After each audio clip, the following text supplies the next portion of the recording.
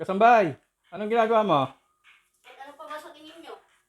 Papaluto lang sana ako ng itlog na may kamatis, tsaka Shanghai. Aba, may ginagawa ako. Hindi pwedeng pag sinabi nyong magluto ako eh. Magluluto ako.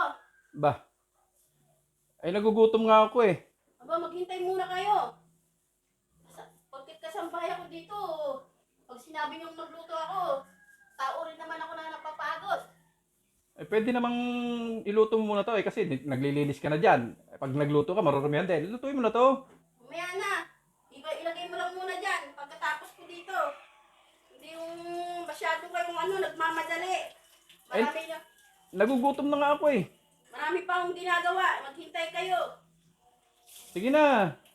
Isa lang ako kumikilos dito. Kaya maghintay muna lang kayo dyan. Kaya nga eh, mamaya na yan.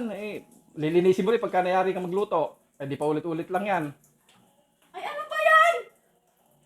Pagluto mo lang ako. Ano ba to? Pagluto mo ako ng itlog na may kamatis tsaka Shanghai. Sige. Dapat ibinigay mo sa akin dito para naluto ko na. Ito step ko ba? Lutuin mo na. Sige. Ano to? Ito step ko tong Shanghai? Oo. Sige, doon ka lang. Idadalhin ko na lang pag naluto. Sige. Ibang klase.